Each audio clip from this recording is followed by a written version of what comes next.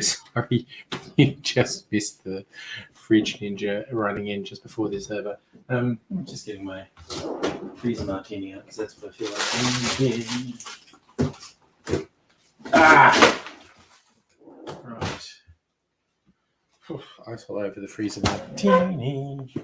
Hello, Annette. Girly stubbies. They say alcoholic, they're not. That's what you get with buying Pizza Rush. So what are girly stubbies? Is that like pre-mixed drinks? And hello, Megaleech as well. The stopper's frozen in there a little. I know what to do. I know exactly what to do. I have a magic device. Where is it? It's here. These things, for getting the lids off jars. Come on. These things actually work. They're amazing. Hey, Invisible Chicken, how are you?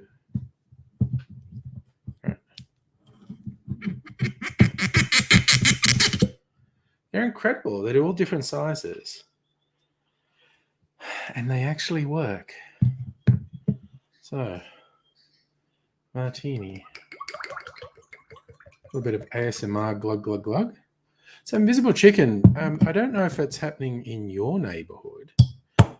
I'm sure I've brought this up to you before on a stream, but like the Woolies near me has all the, non-alcoholic taste like spirits things, Liars, and a few others. And I mean, they've got like 20 options in there. It's amazing. Hey, Fix It Dude and Justin. Cheers. And yes, I am doing reasonably well. Thank you, Invisible Chicken. I hope you are too. Oh, not bad with getting some of that into me. Oh, yeah, boy. Okay. Oh, yeah, that's good. Oof. So, friggin' cool change came through today. We still don't have air conditioning in this house. After like 2 weeks of 30 to 35 Celsius, frickin' dying. Cool change.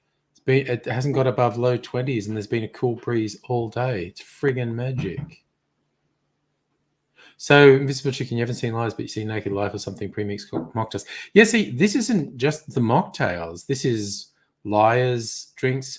Had non-alcoholic Gordons, like Gordon's, the gin maker. They have one. It's like, non-alcoholic gin.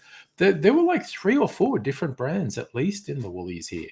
And yeah, not non-alcoholic cocktails, just the imitation spirits. Justin had an anti-vax protest. Oh, yeah. Dude, it fucking happens. Holy shit, Fix It Dude. 105 millimeters of rain overnight. That is intense. Nettie, you actually got cold today. Yeah.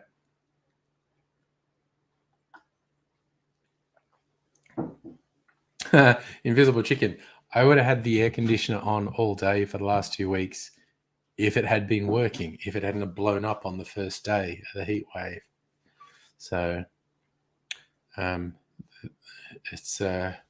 really hope they fix it. Like, it's supposed to be cooler for the rest of this week, and then it's getting over 30 again. And oh my fucking god, if they don't fix it, I'm just gonna fucking lose my shit. Deep sigh. This squeak, was it Mims? Oh, Mimsy might have been at the screen there. So yeah, the door there is open, so you may hear wind. You might hear birds. Birds might come back. You also hear this little knocking noise a lot, because even though I put a doorstop under the sliding door, which stops most of the noise, it's actually quite a bit of breeze coming through. So the door's going to rock back and forth a bit, even with the doorstop there. No, he just needs the flying Trump flags. It's so embarrassing. The Australian right wing's just made of cringe. Oh. Ah, some Invisible Chicken, you've got the pepperberry soba drinks. Ooh, nice. Yes, 80% humidity. It does feel like most of the last 2 weeks has been like 80% humidity. It has been unfucking pleasant. Like we'd resorted to, having a cold bath sitting waiting. So when it got too much, could just go and sit in a cold bath. I've said all these on other streams because, well, basically I've been fucking heat affected for 2 weeks. I just realized, where's the light bits? Because turn this lights off. It's a bit less harsh. The light's a bit less harsh now, and it's a bit more moody. Oh yeah, ads! I saw the heat wave. It's fucking snuck up and is smacking Queensland around a bit now. Justin, your American friend, was upset about the Trump flags. People are just fucking mutants. They're just absolute mutants. Okay, what's the weather meant to do for the rest of the week? See, after this 30, 35, 21, 22, but then it gets going back up 27, 28, 31, 33. Motherfuckers better fix our air conditioning by Thursday. If it gets hot again and we still don't have air conditioning, I'm going to be so fucking pissed off. Oh, God, fix it, dude. Your little town, water everywhere. Like an inland brown ocean. Jeez. I saw a weird bit of video because, like, the Sturt Highway is being cut off and the rail lines have been cut off, in South Australia, Northern Territory, Western Australia. So I had this video, and it was this brown inland ocean gone over the highway, and it was as far as the eye could see. But it was like, I don't know what was causing it. I'm assuming, the dry ground, like a crack opened and is absorbing water. But this huge fucking whirlpool formed by the side of the highway. It was real weird. All I can think is like a fissure opened up and water was draining down into it. But this flood was like, there's like millions of liters of water spread out over this fucking desert. It was wild. It's like when it's windy, I can't tell if it's just wind or it's raining. Like the wind there's lots of leaves out there, some big trees, and the wind through the trees often sounds like rain. Fix it, dude. Sounds like an eddy. It looked like an eddy. It was really quite large. It's hard to be sure, but it looked like it was about 4 to 6 meters across. It looked fucking huge. So you see, it was like some sort of current under the surface that wasn't really visible. Wasn't you couldn't really see what it was, but it ended up forming this huge whirlpool. It's really fucking trippy. Big bad ads. I really just like hot weather. I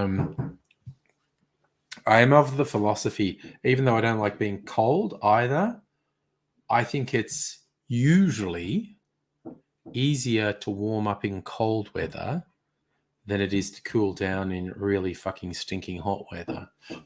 Spring's my favorite. Mid-20s, light breeze. That's perfect as far as I'm concerned. Nettie, you saw that video too. It was pretty trippy, wasn't it? It was very weird. It just like spontaneously started forming by the highway. I think you could kind of tell the people, like, they're all stopped their cars because the highway's completely swamped and they're like, ugh. And then this whirlpool happens and they're like, what the fuck? It's like, are we all going to get sucked? Is that some weird otherworldly thing? And we're all going to get sucked down that whirlpool? Didn't happen, but Megaleech, you like autumn? Well, see, again, it depends. If it's not too cold, spring and autumn, spring it's getting warmer, autumn it's getting cooler. Same deal, either autumn or spring, mid-20s, low to mid-20s, sun's out, light breeze. I'm happy. I think I like spring because I'm a soft, girly man and I like flowers. You don't get as many flowers in autumn. And I do like flowers. I like it when there are flowers everywhere. So fix it, dude. You grew up in Southwest Vic. Oh yeah, cold and hot. Yes. It's like freaking Dubbo. Dubbo would get sub-zero in winter sometimes and would get over 40 Celsius in summer. Fucking weird place to live. Do you like late April, early May? That's probably a bit cool for me. March roaming into early April. That's probably more me for autumn. Yeah, Nettie, that whirlpool was South Australia somewhere.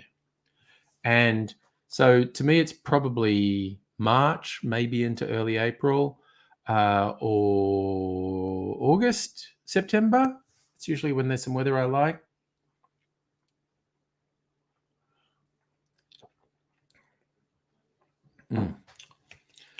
Man, that's such a clean tasting martini.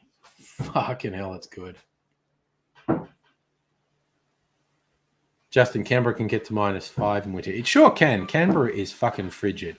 Bathurst, where Aidsy and I went to college, the record when I was there, I think, was -14 Celsius. Like running water froze. It was fucked. That was cold. That was fucking cold. Ooh, invisible chicken. You want to grow chocolate-scented flowers. Excellent idea. Mrs. Angry grows a lot of flowers. She has a few different roses. She likes roses that have a strong smell. Because some roses are bred for the look and they have no aroma. Some roses have a nice aroma. Mrs. Angry likes roses that have a nice aroma. Don't have any chocolate ones. Like a chocolate lily. That sounds interesting. I'm loving the conversation so far. Weather and now flowers. My collar's in there. What the fuck? What have I been doing today? Honestly. First time I've worn a singlet in ages.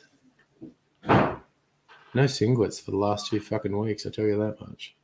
Although I kind of even on most hot days, I like a singlet. It's because it's like some insulation. It absorbs a bit of sweat. There we go. I can't believe I'm about to hit 100. Betty White, maybe. She may have said that. I don't think she'd made any public appearances for a long time, so I don't think we have any idea how frail she was, how cognizant she was. You know, she might have been a fucking vegetable for the last few years. We don't know. I'm thinking I want to do a comparison of the drink I discovered recently. Make it with some different rums and decide which one I like. A night at the door with 4 Milwaukee bouncers. Okay. Rescuing the blood and sand. Actually, I want to see this. What recipe is this person saying for blood? I'm not really fond of a blood and sand. It's got scotch and orange juice in it. What's this person's recipe? Scotch, orange juice, cherry herring, sweet vermouth. Okay. It says fresh orange juice. Oh, fresh orange juice is better than bottled orange juice for sure. What's his name? TJ Valactyl. No, Vitlackel. Vitlackel. I wonder how you pronounce that. Sounds Eastern European. He said with suspicion in his voice. Those damn Eastern Europeans. Oh, God, Abigail, you got another migraine. Well, that sucks. Oh, yeah, Justin, some of those US places up north particularly get absolutely fucking savage winters. Invisible Chicken. One would expect she would have done something for her 100th if she's survived. But yeah, it does come down to what state she was in.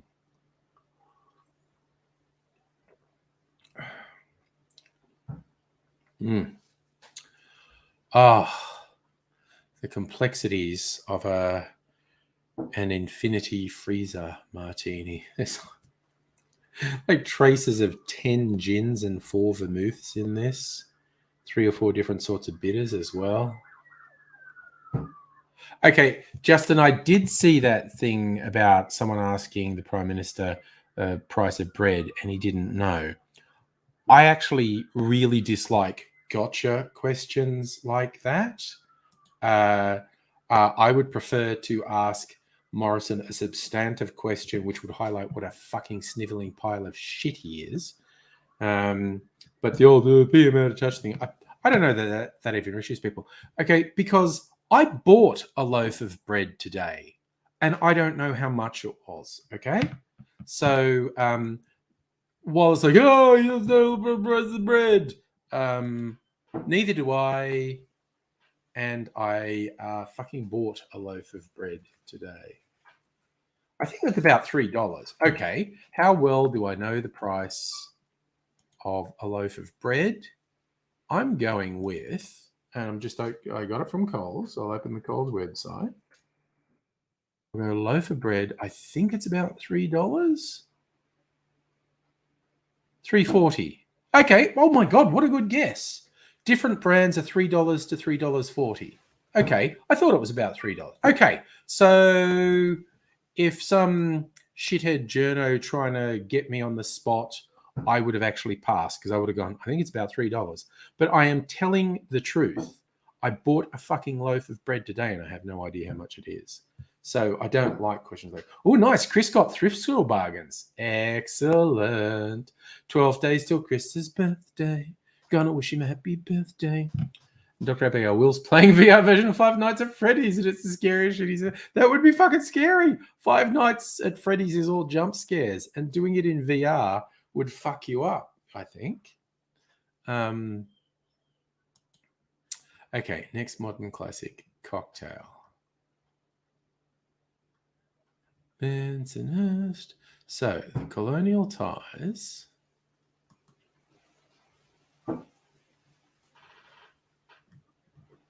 Actually, and I want to try the Bensonhurst too. So colonial ties is just whiskey, rum, sugar, bitters. Bar spoon of I can't believe a bar spoon of soda water makes a fucking difference. I have so much trouble believing that makes a difference. So a Bensonhurst is whiskey, vermouth, maraschino, China. 2 teaspoons maraschino, 1 teaspoons China.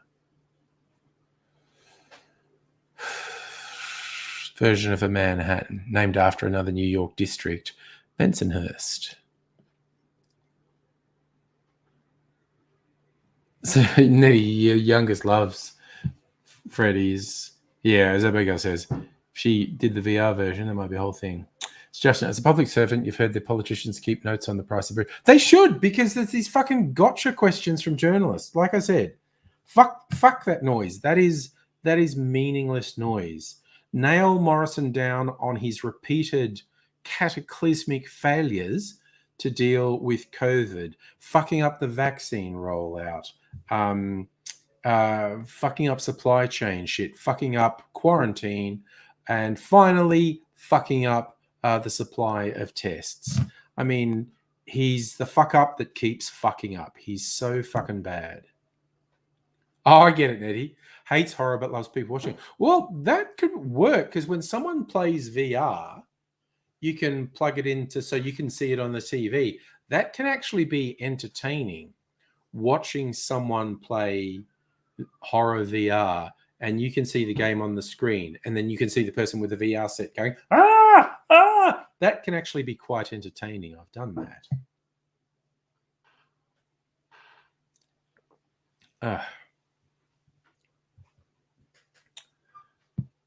I have to decide what videos I'm going to make next week for my cocktail channel. Is there any big days next week? I'll look at the Drink Days website. Groot Day. It's a sort of wine, Gruit. Pisco Sour Day. Which day is that? The 7th. All right. I have to do a Pisco Sour. Maybe. Okay. I need this week to research Pisco Sours. All right. That's one for next week, a Pisco Sour. Okay, what does Difford say about the cocktail of the day? I need it for next week. What day is Monday? Is the 7th. Although that's Pisco. Oh, it's Charles Dickens' birthday. 8th.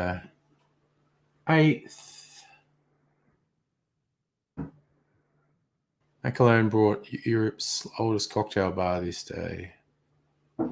I bought the New York bar in the midst of Prohibition, I think.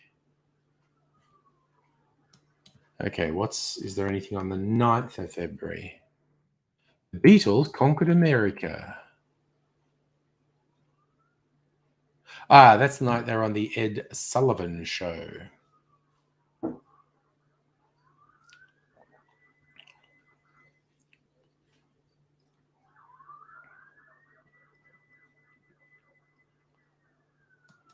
Carmen Miranda's birthday. That's a good one. Anniversary of Princess Margaret's death. Okay. Is there anything on the 10th of February? Umbrella Day. Coco Chanel's death. Mary Pickford became a star. And there is a Mary Pickford cocktail, of course.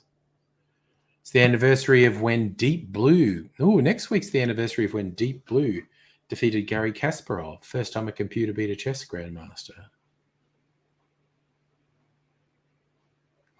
Justin, Labor's latched on to that. Labor, I think there is signs Labor is going to really fucking hammer Morrison in the lead up to the election. So what's that? Nettie, Fluvog's got a Jimi Hendrix collection. I don't even know what that means. So Chris, the 13th is your birthday. Okay. What 13th Feb is your birthday?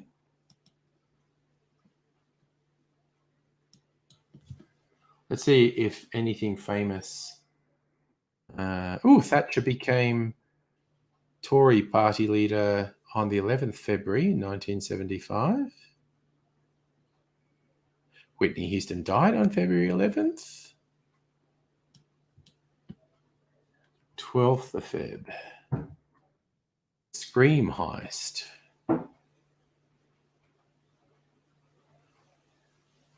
In 1994, when the Winter Olympics were in Lillehammer, curators of Norway's National Gallery in Oslo arrived to find a broken window, a missing artwork, and a postcard reading, "Thanks for the poor security." They stole the most valuable version of the Scream.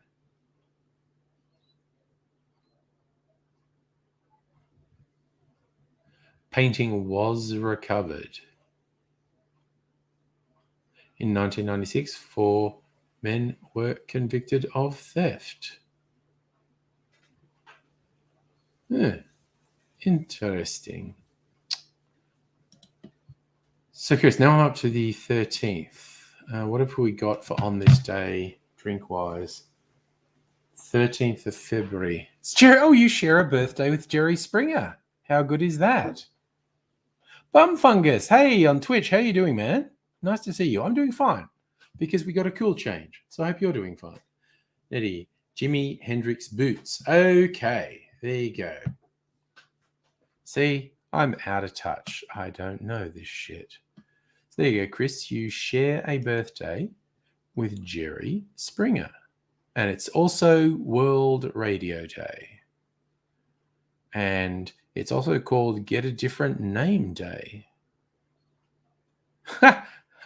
Oh my God. Okay. This is As the Turkish gentleman who endeavored to become an American citizen under his birth name of Ufuk, which is U-F-U-K, and a surname that's pronounced my cat, he could tell you Shakespeare mentioned several occasions, name matter.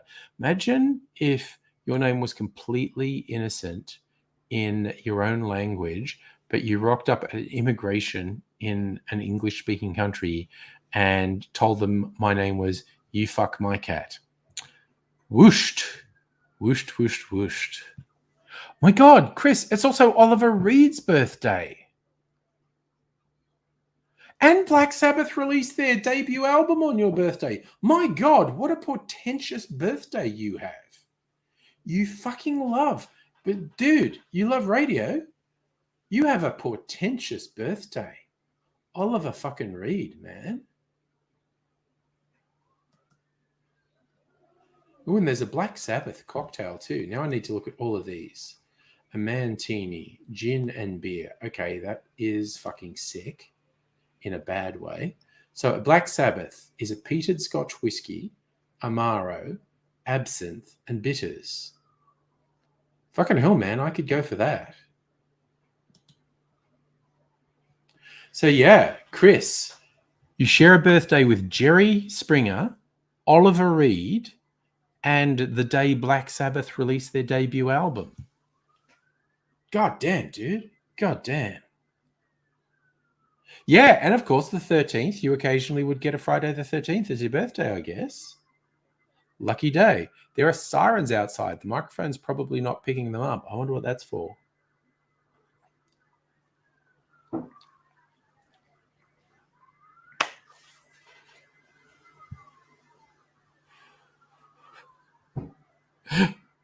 Oh my God, Nettie checking out expensive designer boots. Oh, Safa, thank you for sending it. I had actually seen someone talking about that on Twitter. There's a thing where an Australian gin maker is getting a bit of grief for using a seed that's actually sacred to the local Indigenous people. And they're very embarrassed because most of the Australian spirit makers try to be in touch with Indigenous people in their area and be a bit cognizant of what they're doing. This will blow over. It's not a big deal. It was a limited release gin. It's not big. People are going to forget about it in a couple of days. But oh shit, the wind's whipping up out there.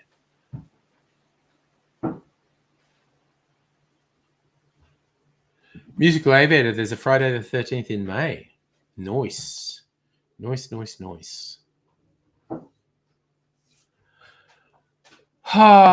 So, okay. So I have one themed video for next week. I need to do a Pisco Sour. I'm going to spend a bit of time this week preparing. I'm going to do a variant of a Pisco Sour. I'll do a bit of research this week. Safra, it isn't cold. It's refreshingly cool, though, and there's a cool breeze, which is a massive fucking relief after the last 2 weeks. I've been dying. And honestly, my brain's been fucked for 2 weeks from the heat. And no, my air conditioning is not fixed, which is why the cool change is so goddamn welcome. Right. Oh, at some point I might do the blacks. Okay, so 13th of Feb. Which day is that? That's on the Sunday. Black Sabbath? I don't know. Maybe the following week do the Black Sabbath? I don't know. I like the sound. I like the sound of the Black Sabbath. Peated Scotch whiskey, Amaro, dash of absinthe, dash of orange bitters. It's basically an 2.5 mils of absinthe is an absinthe rinse, basically.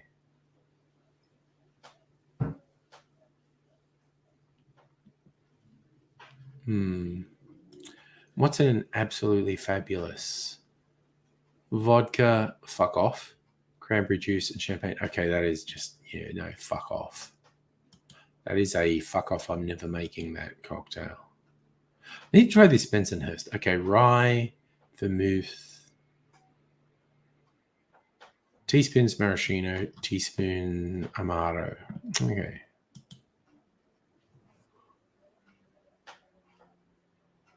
Oh no, Bengalich got sunburn. Didn't wear a hat.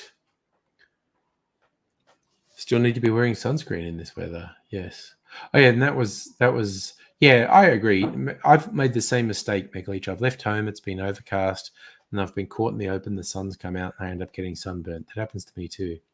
And yes, I did see the thing, Safa, that Gladys Berejiklian had been sending texts saying what a fucking psychopath and piece of shit Morrison was.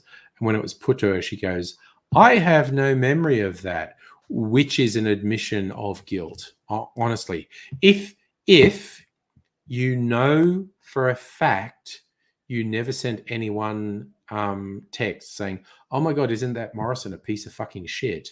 You can say unequivocally, that is untrue. I've never done that. She knows she did it. She's banking on no one actually having first-hand access to the text.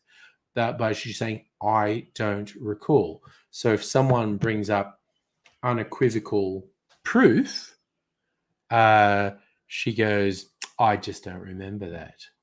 Okay, so Chris, strawberry drink. You love strawberries. There's a few good. We could make a strawberry syrup. A few good drinks you can put strawberries in, actually.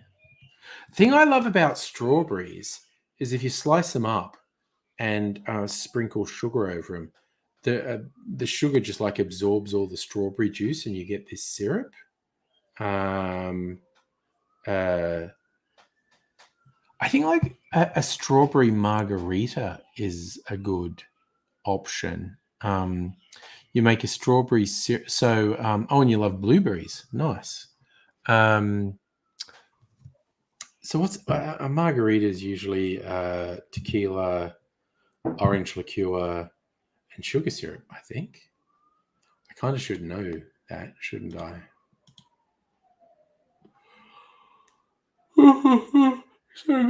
Oh, wait a sec. Margarita Day is actually coming up on February 22. Here's how to make the classic cocktail.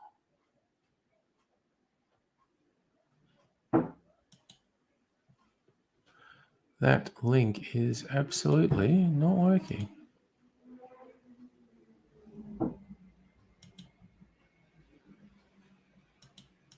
Wikipedia entry on margarita. Okay, so it's traditionally tequila, orange liqueur, and lime juice. So you could do like strawberry infused tequila. I don't know. For some reason, a tequila margarita popped into my head. Oh my God. Oh my God. That's intense, Abigail. IMAX showing all the Lord of the Rings movie in IMAX for one day only. Woofed. I wish I had a good dealer for amphetamines because then I might be able to stay awake for them in IMAX. Sorry, I'm thinking of my misspent youth in my 20s. Amphetamines and hallucinogens. Watching freaking Lord of the Rings in IMAX, having imbibed hallucinogens. Sounds like a fun time. That's all I'm saying. Oh my God. Okay, so they're not the extended versions. That honestly makes it a bit more tolerable because if it's not the extended versions, that saves you 3 hours. I like the extended versions. I've got them on disc.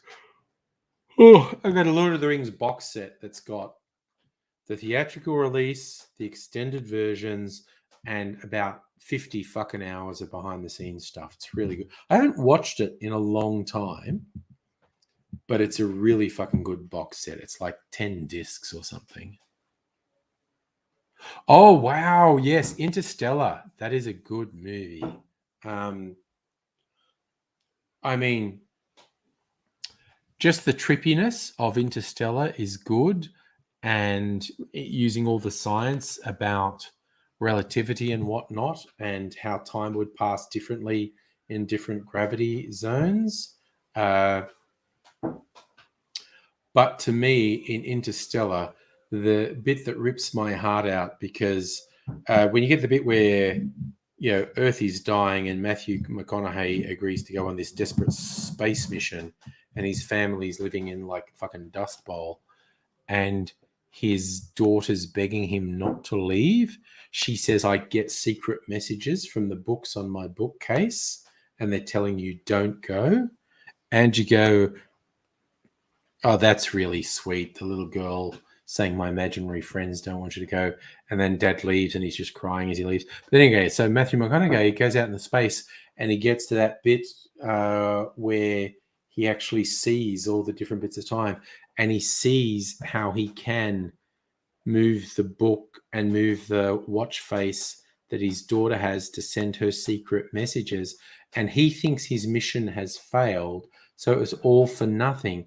And so he is literally sending messages back saying, don't go, tell me to not go. And we know that doesn't work because he got the message, but he's just like crying and everything's fucked. And he lost the time with his family for a failed mission.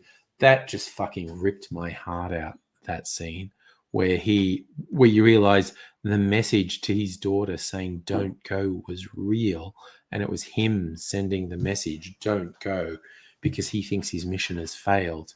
And it's just like, Jesus Christ, Christopher Nolan, what are you doing to me? This is so intense. This is fucking full on, dude. The Invisible Chicken, you watched Lord of the Rings once right before Hobbit came out. Oh my God. Honestly, the Hobbit movies, the fact that they stretched the Hobbit to 3 movies is a fucking embarrassment and a shameless cash grab. So Abigail, you only watch the extended versions of Lord of the Rings a couple times a year. Don't think you can go back to the theatrical versions. I haven't watched either for a really long time. You're making me want to watch them again, actually.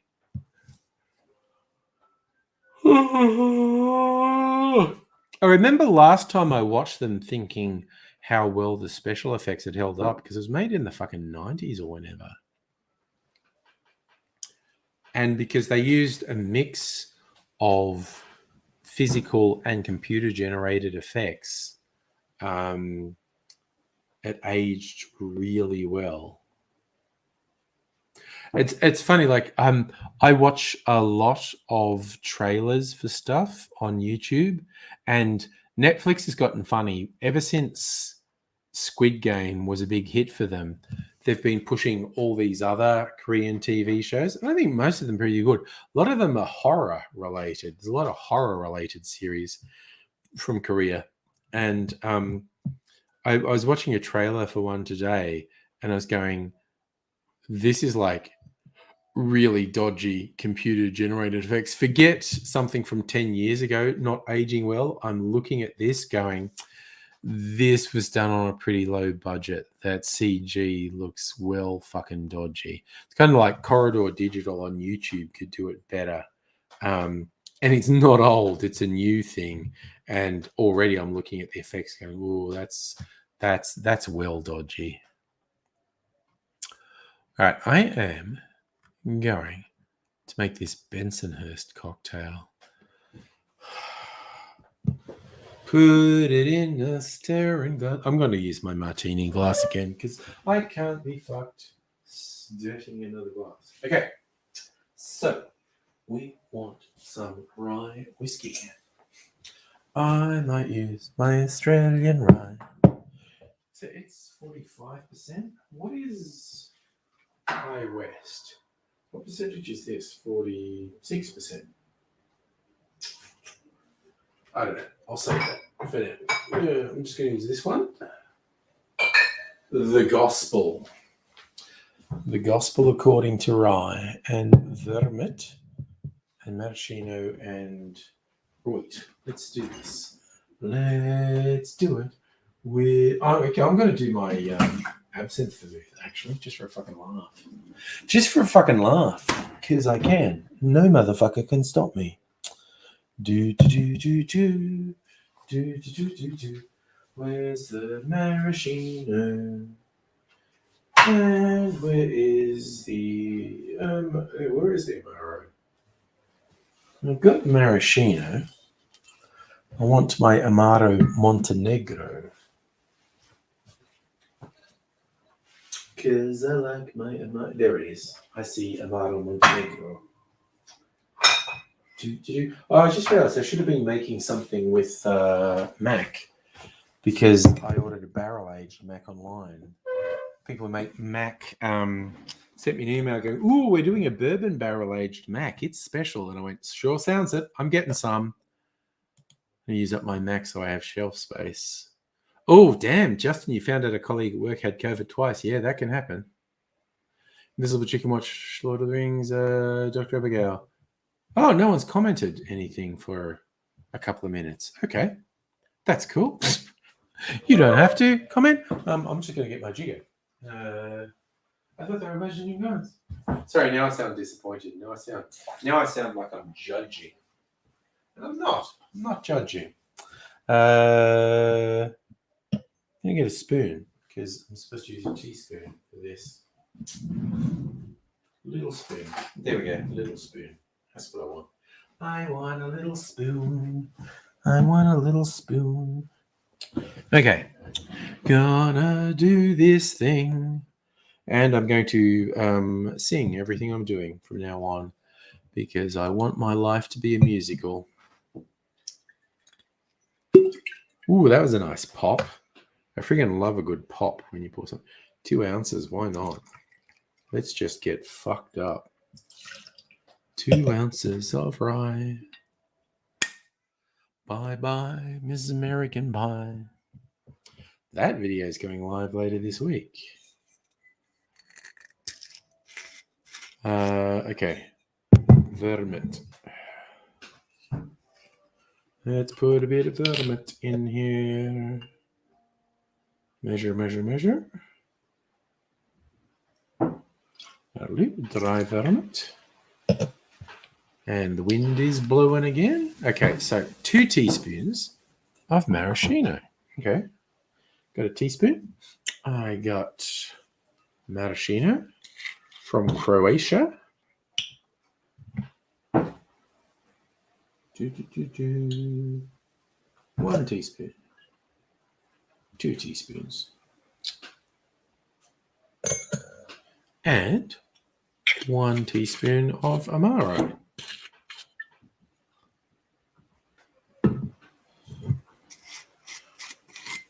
And I think I'm going to put a cocktail cherry in it. 1 teaspoon of Amaro.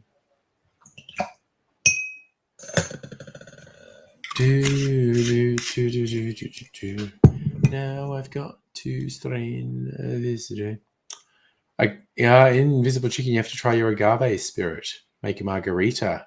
It's a good one because you make it with agave, orange, and lime. It's a good drink. Put some ice in here. What else do I have? Oh yeah, big stupid lump of ice. Oh, come on. Good on you.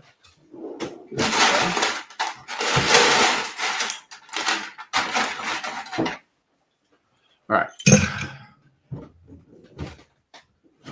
right. Excuse me while I try and stir this. That's what we want. Put it in here. All right. Stir this.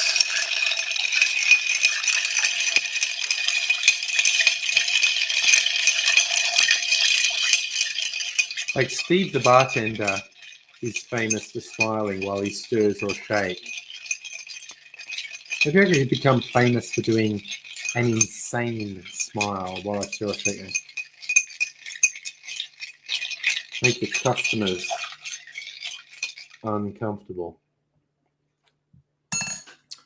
Okie doke, I've got my strainer. Okie doke, straining it into the glass. That's interesting color. What color does it look like on the website? Looks much darker on the website. That's interesting. Oh, nice. Invisible Cheek, you've got a triple sec substitute. That's good. Yeah, Nettie, the wind is just going wild. I'm going to get cocktail skewer. And I'm going to skewer me cherry. Even though it's not strictly speaking recommended, I just like them and I will have any excuse to have one. It's just a couple left in this jar. Ugh. Which makes them easy to get. Now I drained it out. All right. Put that in there. Okie dokie dokie do. All right. Do do do do do do do. Okay. So this is a Bensonhurst variant on a Manhattan.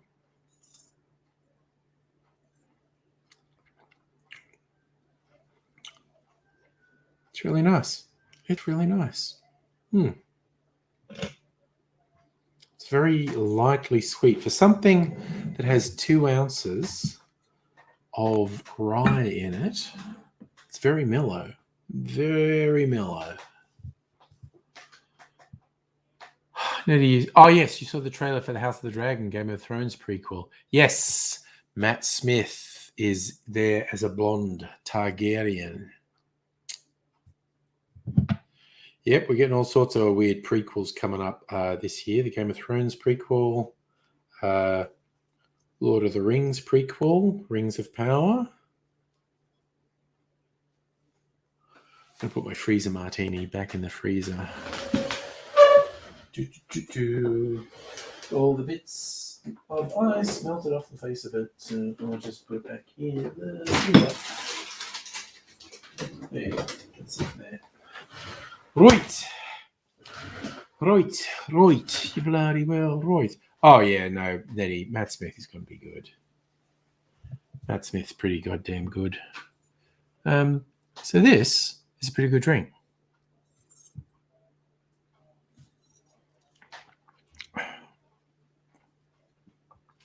I like the boozy drinks. Man, this is good.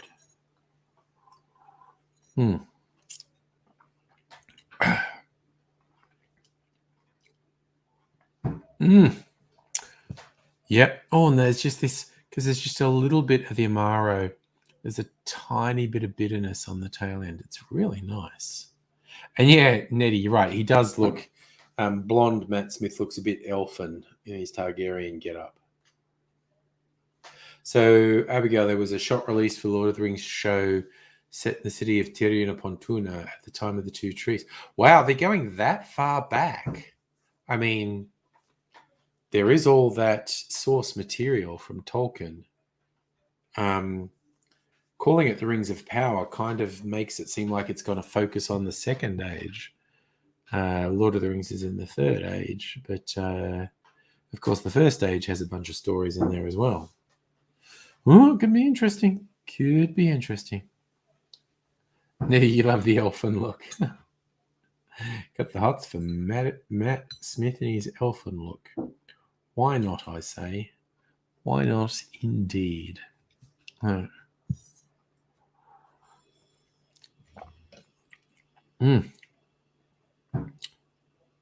Okay, I really like this.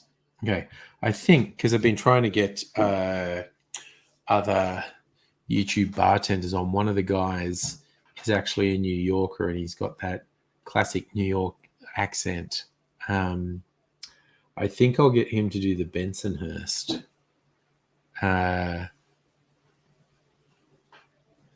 Good New York butter. Nearly looking around for no. I agree. Nobody's actually kind of got the elfin look going on. Absolutely agree. Okay, so yeah, Abigail, it is going to be the second age. You're going to feature Numenor heavily. Okay. Cool. I mean, so much source material. Thousands of pages of notes of Tolkien's stuff that was cobbled together by Christopher Tolkien to flog a dead horse and sell books. Yes, I am not a fan of what Christopher Tolkien did. I think he bloody sold scraps of notes. I read a few of the books published after Tolkien's death. A lot of them not great. Silmarillion, I think, Abigail, you like the Silmarillion. I find the Silmarillion very dense, and it's a much more difficult read than the Lord of the Rings. The book that was published years after the Silmarillion, like at least a decade after the Silmarillion, was called Unfinished Tales. There was like a collection of scraps of short stories, and there was actually some good stuff in that. Yeah, Christopher Tolkien ended up publishing fuck knows how many volumes. They were honestly increasingly just cash grabs as far as I'm concerned. I mean, I remember seeing one in the library, so I borrowed it and read it, and it was just like boring, depressing incest shit going on. Abigail, I haven't tried to read the Silmarillion from a very long time. The stories were very good, but I thought the writing was very dense and harder to get into than the Lord of the Rings. But I haven't tried to read it for a very long time. I have all these credits on Audible. Who does the Silmarillion on Audible? Okay, maybe I'll get the audiobook. Let me check. No notifications. Fuck off. Silmarillion.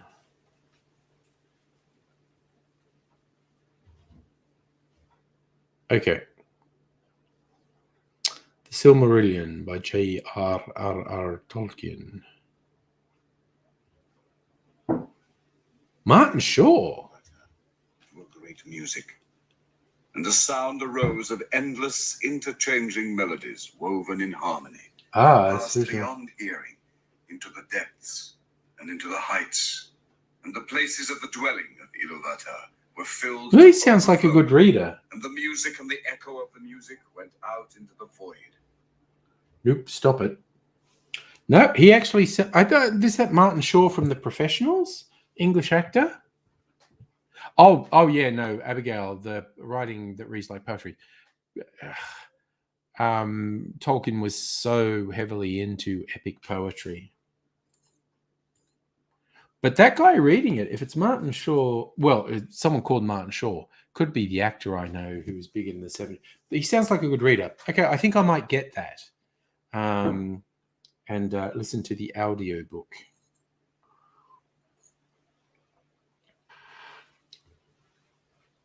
Definitely doing that drink with vino. That is a nice drink. Fucking like that drink. Oh man, it's really good. Just a spoonful of Amaro gives you a late, really light, bitter note.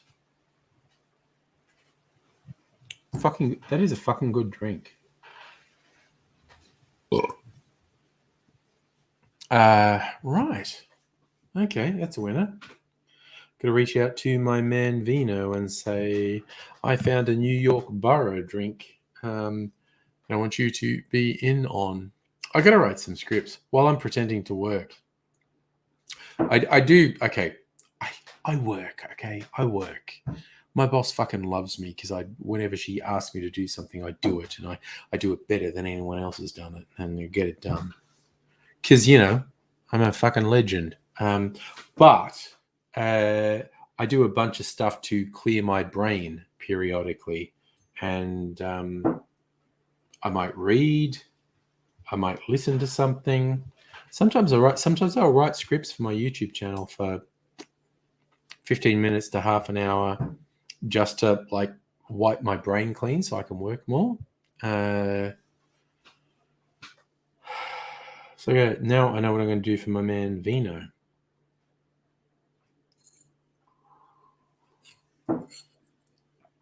Oh, of course, I got to do a Valentine's Day cocktail.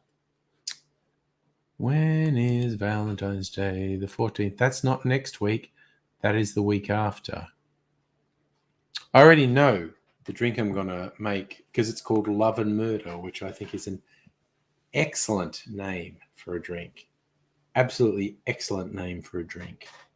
So I'm going to do, for Valentine's Day, I'm going to do a cocktail called Love and Murder.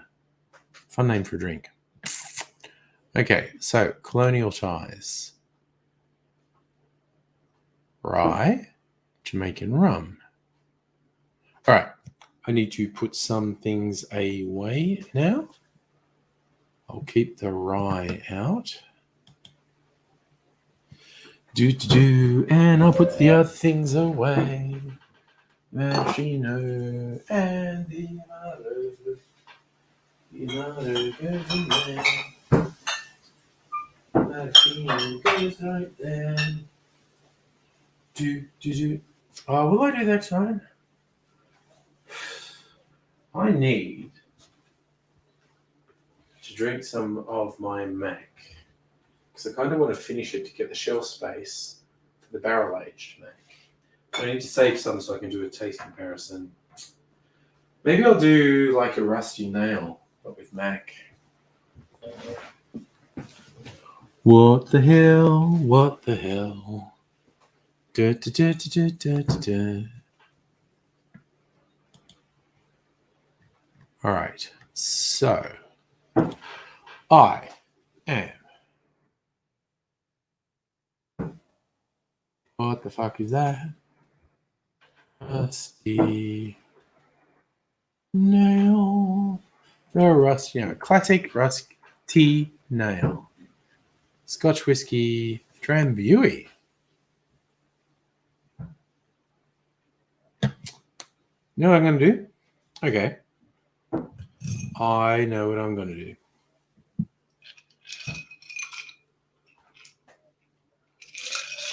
I'm going to drink the water that melted off that. I'm going to put this back in the fridge. Because you got to keep your vomit in the fridge. Because it'll fucking go off otherwise. All right, I'm going to put the rye back. I'm going to drink a bit of my Mac. Unexpected and Mac. Because I'm a wild boy. A crazy boy. Do. Okay. Wo ist meine Giga?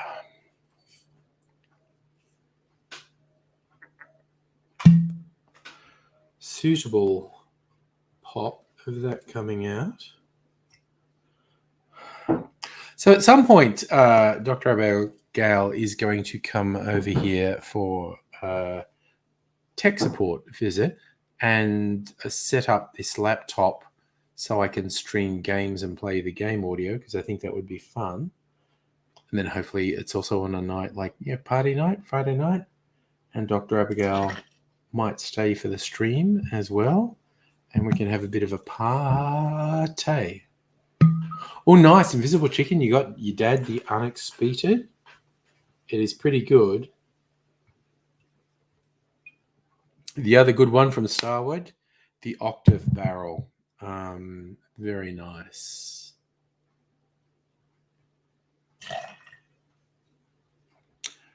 Also, Invisible Chicken, if you're ever looking, if whiskey loving dad, getting a thing that's slightly, I think it's less expensive than those Starward ones. I think it's still available. The Tiny Bear single malt whiskey. It's lovely. It's not as complex as Unexpected or Octave Barrel, but it is a really good single malt whiskey. Tiny Bear mainly do gins, but they've been doing a couple of whiskeys, and their latest single malt, mwah, chef's kiss. It is very good. It is a bit more straightforward than some of the Starward ones. That's why I have a lot of different whiskies, different stuff. Nice, Invisible Chicken. Your dad's converting people from Johnny Walker to Starward. Your dad's a legend. Your dad is a legend.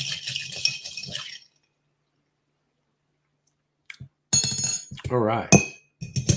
Going to... Oof. The smoke off the Unexpected, honestly. And it's not even a peated whiskey. It's just finished in Lagavulin barrels. I can smell smoke from here.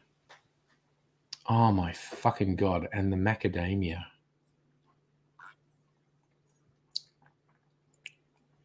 Oh my fucking God. That's so good. Woo. Dr. Abigail hearing a lot of expletives coming from his son's bedroom as he plays Five Nights at Freddy's in VR. I expect their swears of terror.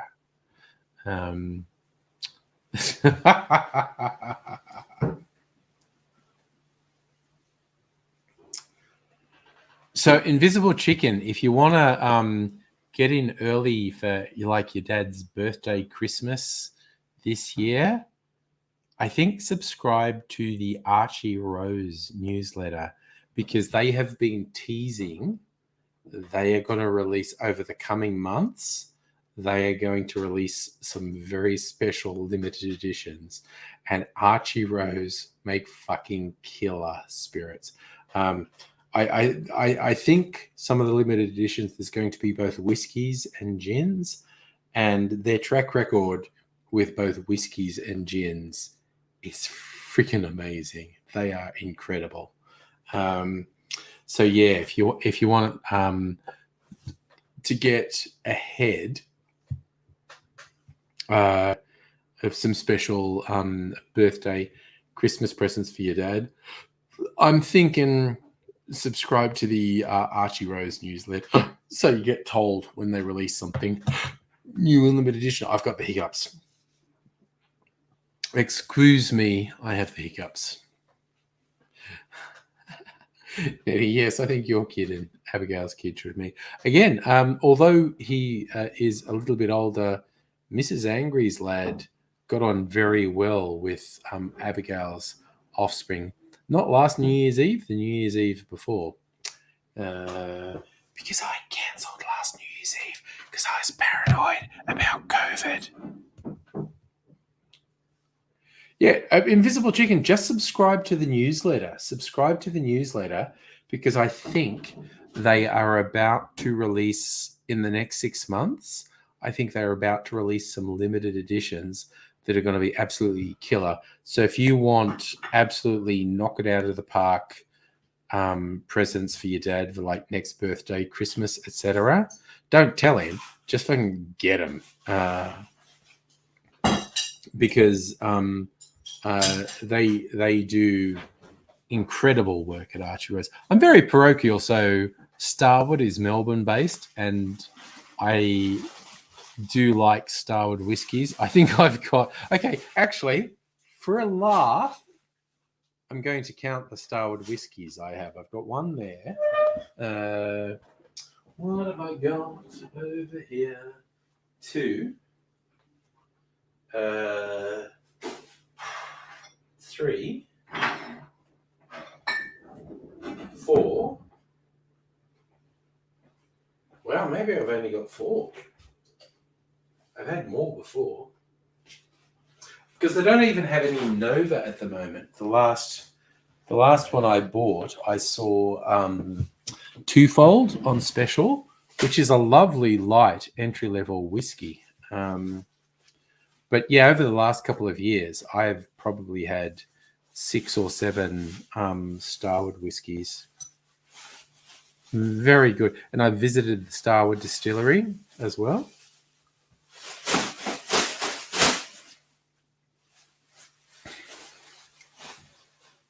That's Mrs. Angry changing the garbage bag on the kitchen bin.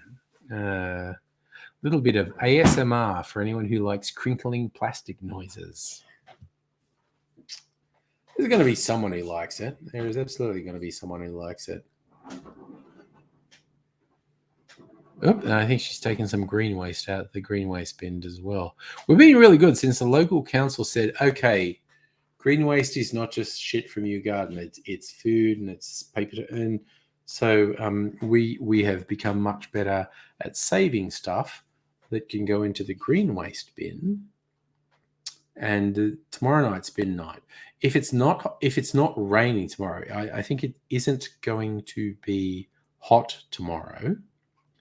If it isn't raining, I'm going to get, because I got this specific thing from Bunnings, like a fucking big cutting blade on a big pole for cutting down hedges and shit. I'm going to cut down some of the ivy that's going absolutely feral in our backyard. No2 coming in to say hello. Thank you so much for coming in to say hi. If you can't stay, I understand. I absolutely appreciate you coming in and saying hi. Invisible Chicken, if your dad's visit, man, if that involves you as well, if you want to like team up for a visit to the Starward Distillery, let me know. And once was Strathfield. Hey, how you doing, man? Eddie, the new old-fashioned. That is true. The bottled old-fashioned from Starward, which they call a new old-fashioned, is really nice. No2, don't say sorry. I friggin' love. If you've just come in momentarily to say hello and you have to go, I appreciate that so much. Do not feel bad that you can't stay. The fact that you dropped in to say hello is great. Nice. Once to Steph out enjoying Hobart. Good work, dude. Good work. Yes, I do like the new old-fashioned. Maybe I'm egotistical. I actually prefer my own old-fashions where I make a very specific sugar syrup to go with them. I don't have a bottled old-fashioned at the moment. I think I might do it because I've got a few different whiskey bottles. I could make a bottled old-fashioned, I could put 6 different whiskeys in it. I could make a very special sugar syrup, spice it with, we've got a shit ton of spices in the kitchen here. Things like star anise and cinnamon and that sort of thing. And some bitters. I think I'm past due to make another bottled old-fashioned, honestly. Safi, back from dinner. Hope you had a good dinner, brew. Oh, nice. So Invisible Chicken, your dad drinks it straight, your mum has it with soda. Look, these are all good things to do. Personally, like some whiskey purists go, I only drink whiskey neat. That's cool. That's good for you. I like tasting, particularly if I'm comparing whiskeys, I like to start with a comparison, tasting them neat, which means just pouring them out at room temperature and comparing them, and then putting a little bit of ice in it so it chills it and adds a little bit of water. That tends to open up other flavors. I like doing both. Let's do a comparison neat and then put a little bit of ice in and do a comparison when they've chilled and diluted a little. I think it's good. Safa, do I have spare room on the bottle carts? If I empty some bottles, I will brew. That's why I'm thinking of making another bottled old-fashioned. I need to look at my whiskeys. Are any running low? Because my last bottled old-fashioned came from there's the idea of an infinity bottle with spirits, and that's when your bottle is running a bit low. When it's running low, the less that's in the bottle, the more likely it is to oxidize, and all the good qualities of the drink will diminish a little. So an infinity bottle is when you do a blend of all the things that had a little bit left in the bottle, and you get a new blended spirit. And I had done that with whiskey. I had an infinity whiskey bottle. And then at one point I thought, oh, the infinity bottle's about 3/4 full. I could turn that into an old-fashioned. I'll just make a special sugar syrup, a spiced sugar syrup, and some bitters. And, it just started raining.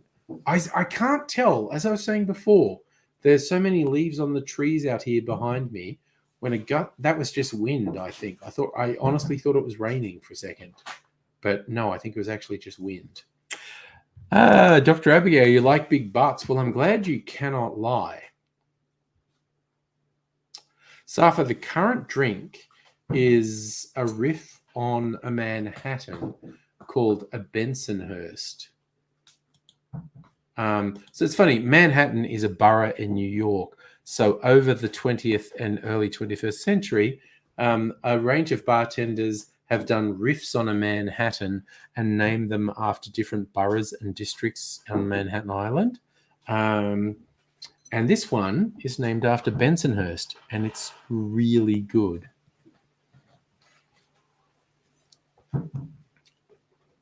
Wow, it's really nice. It is actually really good.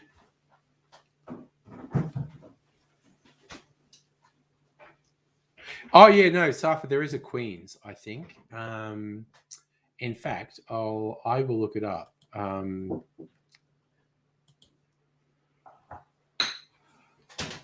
There are a lot of... Okay, so there is a cocktail called a Queen's. That's gin, vermouth, pineapple juice. Okay. So, a Manhattan is whiskey and sweet vermouth. It's usually bourbon, but you can do a rye. So all the riffs with the different boroughs of New York mess about with what the spirit is and what the vermouth is.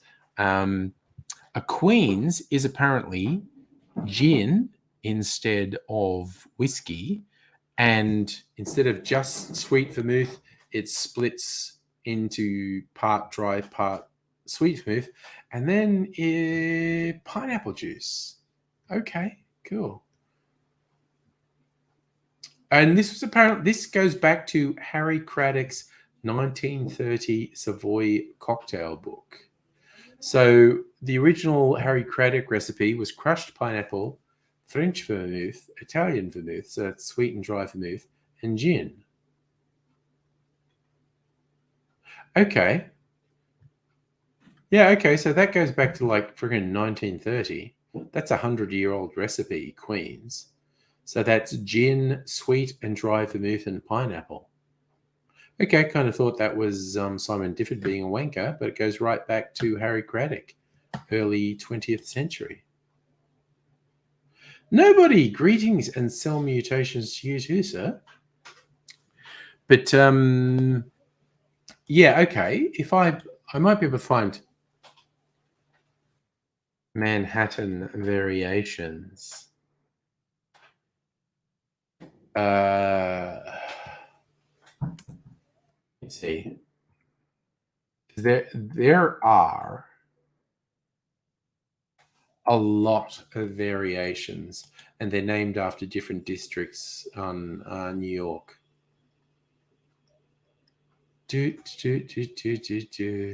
Okay, apple and brandy. So you get the Brooklyn, the Queens.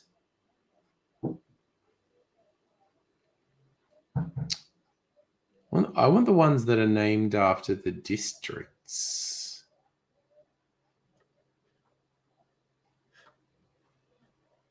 I don't know. You get a whole bunch that are named after the different districts in New York. Sorry, I'm just going to say it. Nettie and Nobody already being horny on Maine. So, oh my God, I really think I should just drink water for the rest of this stream. It's 9:15. Oh, I really love it. Oh, nice, Safa. Is there a Hell's Kitchen? That is an excellent question. Excellent question. I feel like the answer's going to be yes, but let me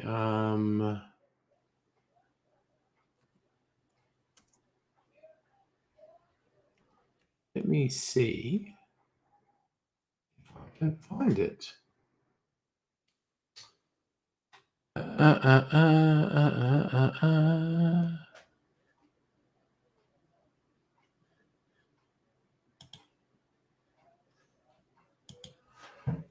Gonna see if I can find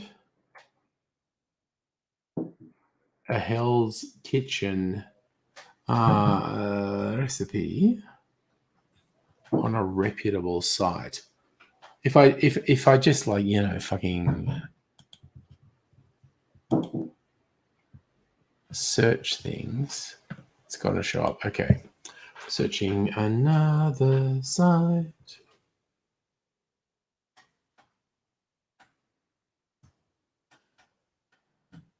Okay.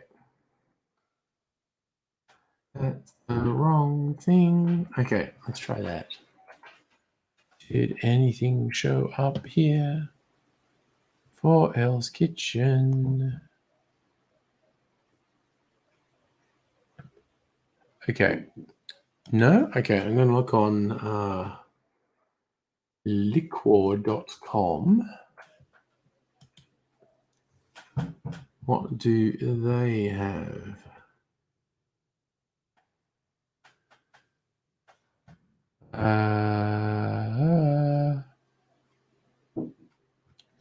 Okay, that's fucking confusing me.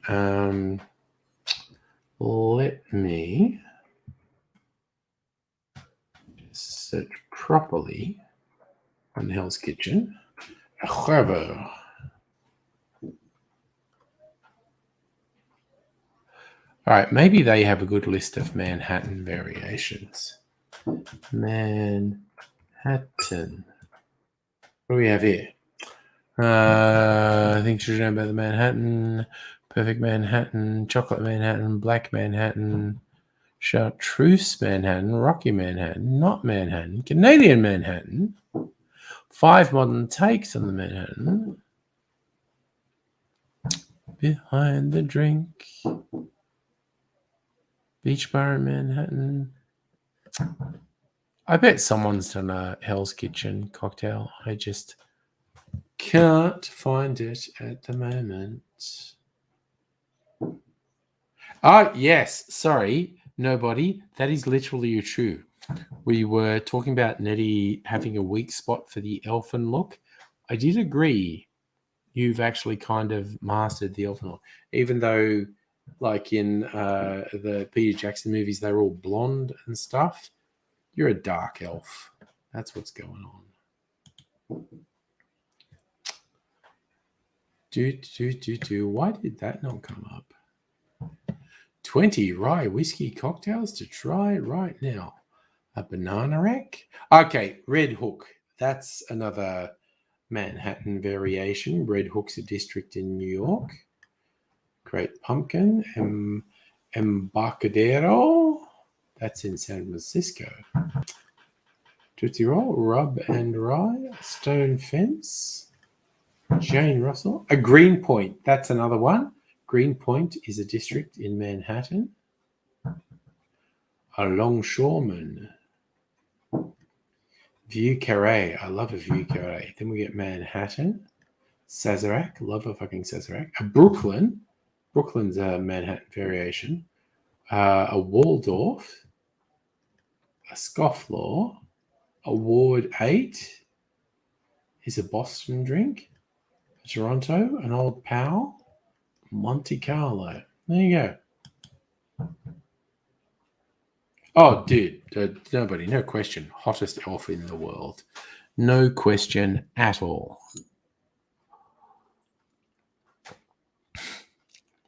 Me, and here's me thinking, I need to drink more water. I'm going to finish this. And my Bensonhurst, which is a winner. That's an 8 out of 10. The Bensonhurst is an 8 out of 10. It's very good. I would definitely make another one. Not quite as good as the Colonial Ties, but at least 8.5 out of 10, bordering on a 9 out of 10. 9 out of 10 means I want another one right now. So it's nice discovering a couple of new ones that are very good.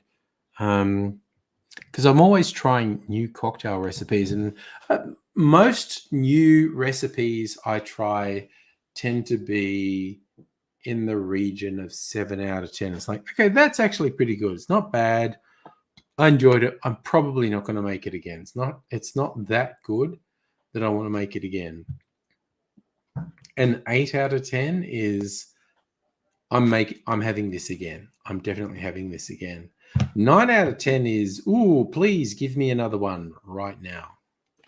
So I think the Bensonhurst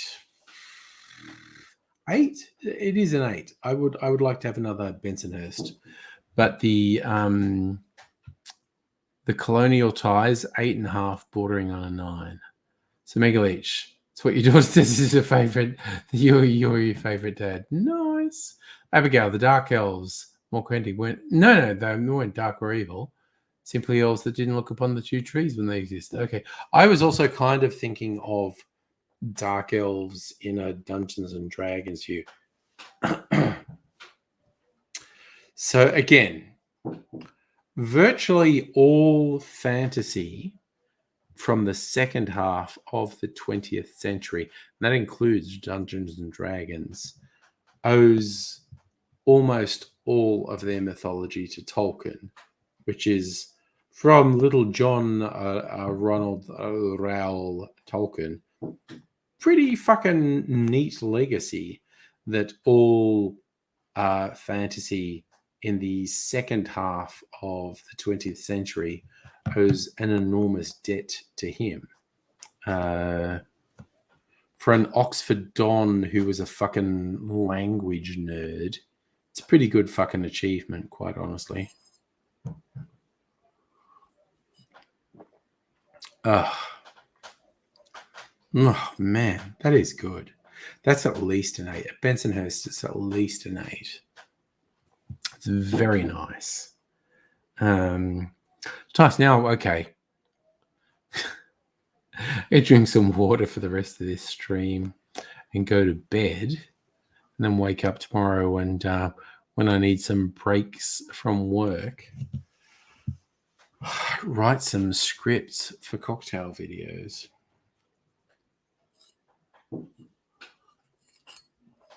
Ugh.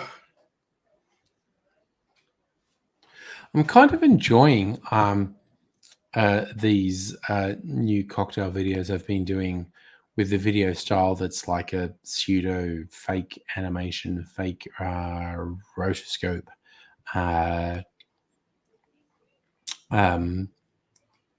It's like old school YouTube where I'm playing multiple characters, or someone collaborates with me, but they're not in the same physical space. It's very old school YouTube. I'm enjoying it.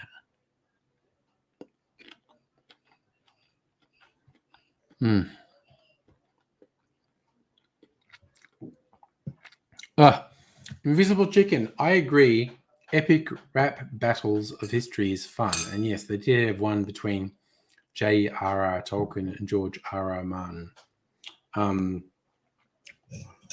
I honestly don't think George R.R. Martin has the same legacy that Tolkien has. But George R.R. Martin is pretty good, quite honestly. I'm just thinking I'm not even going to fucking bother having another glass. Some ice in here. It's melting. I think I'm just going to put some more water in there.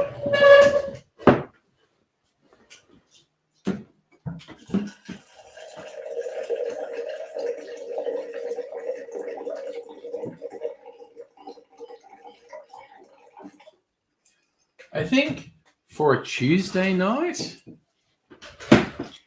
I'm reasonably Tim Smithed.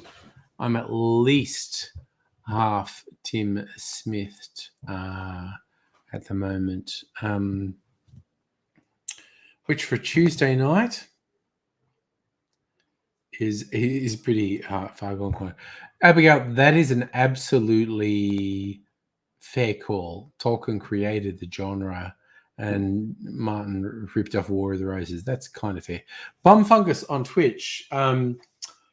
George R.R. Martin had no control over the last season of Game of Thrones, which fucking sucked. I'm at a loss as to why George R.R. Martin hasn't published a book in like 10 years. I don't know. I feel like he's got so much fucking money he doesn't care. Like they paid him so much money for the Game of Thrones TV show. Safa, I think that's 3 cocktails. It's either 3 cocktails or 2 really strong one.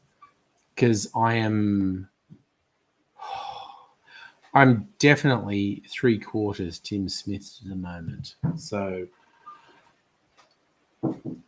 my God, the wind is just going through the leaves and the trees outside.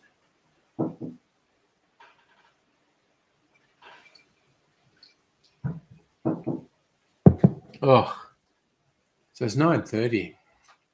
Just going to drink. God, I'm not going to drink water the whole next half hour, or I'll have to get up multiple times in the night to take a piss. Safi. Okay, I feel like it might actually be raining now. It's raining. It's both wind through... No, that's rain. Okay, it's raining. It is definitely raining outside now. Up until now, it had been the wind through the trees. It's definitely raining now. And no, Safa, it's not usually this windy. Yes, Invisible Chicken. Excellent call. Martin has been publishing books, just not the ones we want. Yeah. Because yes, Megaleech, the door's open to let fresh air in, so all the noise from outside is louder than it would normally be because the door there is open. Nobody, you hope it rains where you are. Humidity's fucked. Yeah, dude, I think you fucking inherited that from us. Today has been glorious. It's been cool. There's been a cool breeze. After 2 weeks of just oppressive temperatures, today has been a gift. So I've very much enjoyed today. And I think we get it for the next 2 days. Then it gets hot again. So I'm hoping these motherfuckers actually repair our air conditioning in the next 2 days so it's working before it gets hot again. Because Jesus Christ, the last 2 weeks have been a fucking nightmare. I was talking to my boss today. My boss had last week off, and in fact, she had yesterday off too. She got back today. I have a weekly catch-up schedule. We have a team catch-up on Mondays. She wasn't there because she was still on leave. I have a one-on-one catch-up with her on Tuesdays. And we talk for about an hour today. I did say, like, for reals, though, during that heat wave, my aircon wasn't working. I questioned the degree to which my brain was working for the last 2 weeks. I've been doing all the shit you told me to do, but honestly, maybe I fucking missed a beat occasionally because my brain was fried. There's no 2 ways about it. For the last 2 weeks, I have not been operating at optimal capacity because of the fucking heat. Safa, if you remember me talking about the neighbors with the loud TV, they're not doing it tonight. I don't know what it is. Ugh. But yeah, it is super weird on the nights when I'm doing a live stream and I have that door behind me open and I hear, I'm not sure which neighbor it is. The ones on that side, honestly, I think they're hoarders. I think they're weird kind of off their trolley hoarders. The ones directly behind, I think they're kind of normal, but maybe they have loud shit. And I'm not sure who's been playing the TV really loud. I'm not sure if it's the weird hoarders or the pretty much normal people. I don't know who it was. But, you know, life in the suburbs.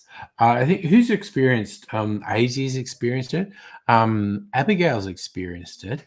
Walking through my suburb post midnight, it is so quiet and everything is so dark. Because I moved here, we're coming up on 5 years living here. Prior to that, I was in East St Kilda for 10 years, which is very noisy because people are doing shit all night in East St Kilda. It's like people are partying and driving and whatnot, and it's fucking going on. Here, it is post midnight. It is so dark. It's so quiet. It is trippy as fuck.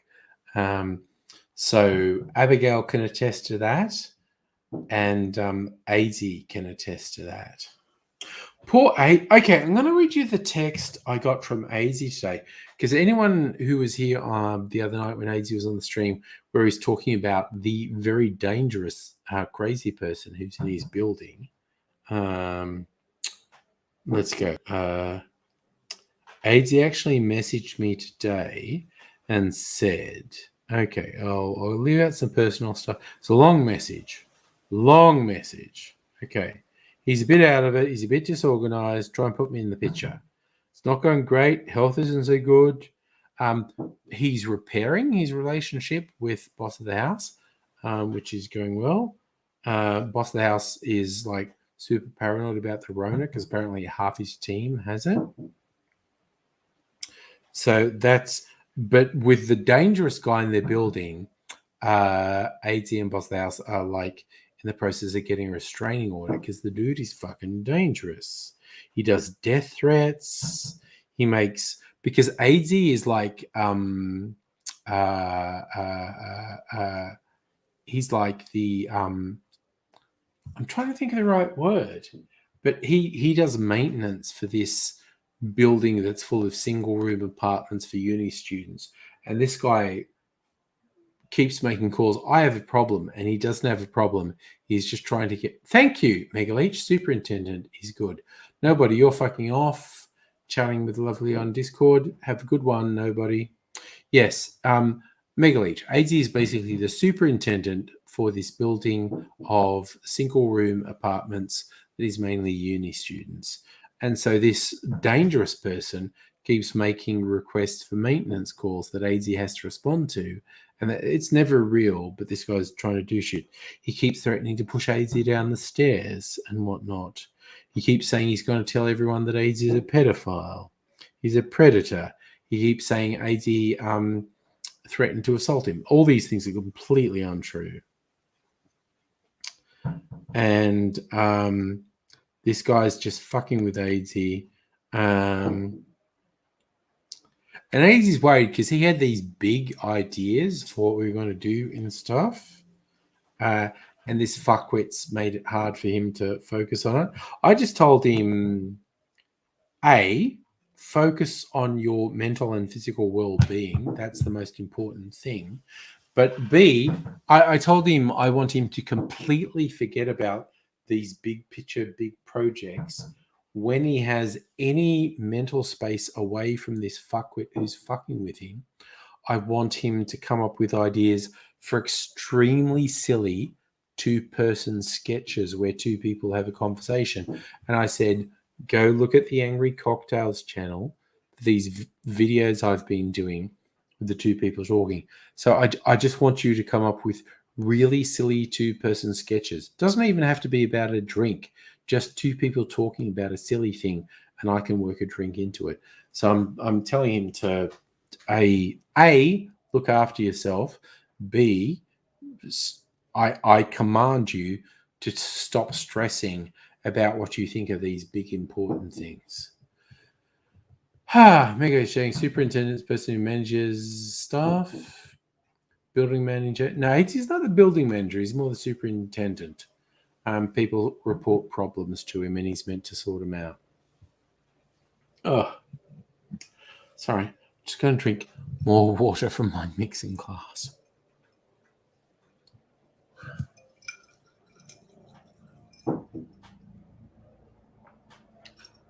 Christ, it sounds like there's a helicopter going overhead now. My God, that's really loud. That absolutely sounds like a helicopter. Wow, can you hear that? That's actually really quite loud. It could be a light airplane. It's probably more a light airplane than a helicopter. I don't know. Moorabbin Airport's not that far away from me. So we do get some light airplanes flying over. What was really funny is when I used to live in East St Kilda, Polair, the police helicopter, used to go every now and then. You'd be in the house and there'd be this bright flash of light in the yard, and that was the police helicopter and its spotlight. They're trying to track a criminal. It's like, cool. The cops are chasing someone around my neighborhood. I hope they don't chase him into my yard. That would be bad. Hey, Celtic King, what am I drinking? Water. I'm drinking water. Because I think I drink, trying to remember if I drank 2 or 3 cocktails. But I am somewhat inebriated, so I'm drinking water. Micro, hello, helicopter. Not sure I know that meme. I know I had I had Freezer Martini at the start of the stream. I had the Bensonhurst, which is the last one I finished. Is that the only... Someone who's sober, tell me. Are those the only drinks I had? Which is fine, because there are... No, I think I had another one. Although I'm not sure. I had another one with rye, didn't I? I think I had 3 cocktails.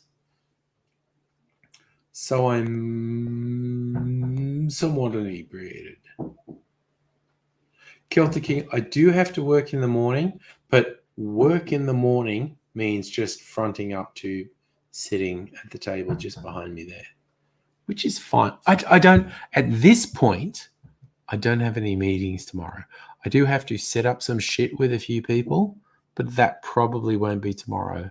So tomorrow is probably a pretty fucking chill day where I get to think about things.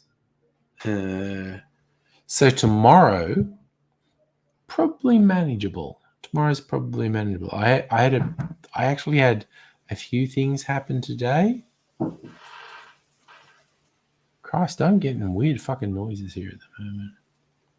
Micro, you happy you only work from 7 to 11? Okay. Human lubricant is tears. Okay. No, Safa, I do not use Microsoft Project. That's the thing project managers have to do. I am not a project manager. I'm a business analyst. Project managers have to do that dumb shit with timelines and MS Project and budgets. I fucking hate that shit. I could have transferred into being a project manager and earned more money, like even up to 25% more money, but it's like, no, that work kind of seems like bullshit and I don't want to do it. So I'm not doing it. It's like, no, the PM tells me what to do. The PM has to use Microsoft Project and the PM says, now you're meant to do the following thing. And I'm like, cool, bro, I will do the thing. Oh, yes, Abigail, Gantt charts fucking suck. Gantt charts fucking suck.